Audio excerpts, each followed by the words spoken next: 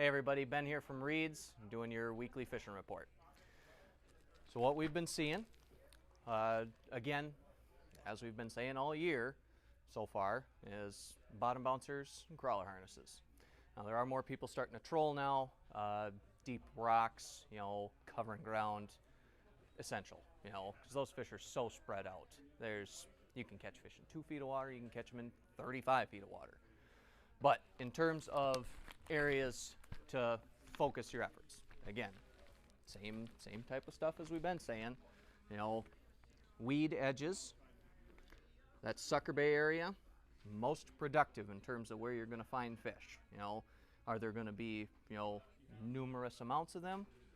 Yeah, but you're going to have to sort through a lot of fish, which is just fine. That big hardwood, all the way up Deadhead, all the way into Sucker Bay, all of your duck points, fishing a bullet sinker with a spinner, small, short lead, 3-4 feet. Gold, greens, silvers, oranges, any type of color, just as long as it's the right size. Downsizing your stuff has been important again. Don't have to worry about mayflies now. They're all done, but still pulling bottom bouncers with spinners or bullet sinker and a spinner up in that, anywhere in those areas. You can catch them up as shallow as 2, 3, 4 feet.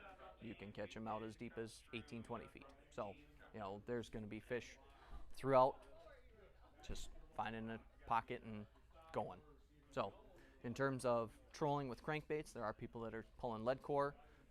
They're using the trench, as most people would, but, using lead core and fishing out along the edges of the rock humps.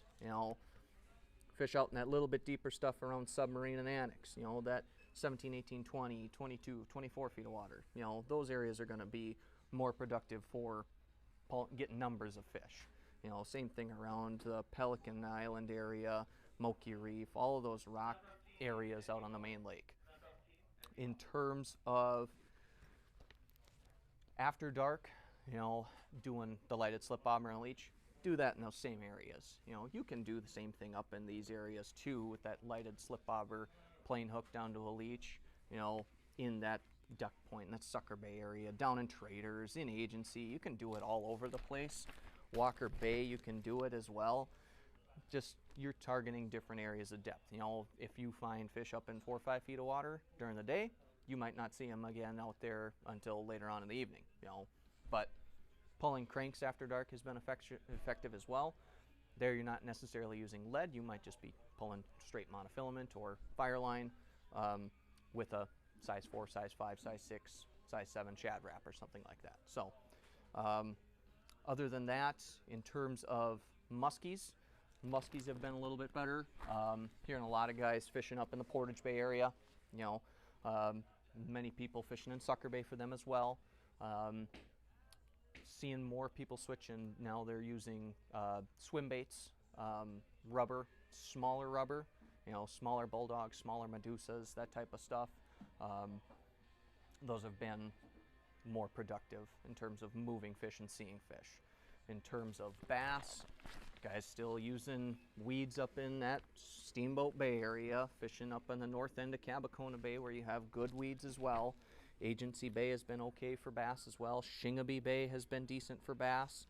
Not huge numbers of fish, not anything crazy like that, but catching numbers of fish. So other than that, bluegills and crappies have been sporadic. Haven't heard a lot of anybody fishing for them. If you were going to go and target them, again, that Shingabee Bay area, the Agency Narrows, Agency Bay would be where you'd go and target bluegills and crappies. Small 16th ounce jigs with minnows or leeches or chunks of night crawler under a bobber. And that would be what you'd want to do. So other than that, it's been a good week. It's been hot, but there's a lot of fish to be caught. Thank you guys. Have a good day.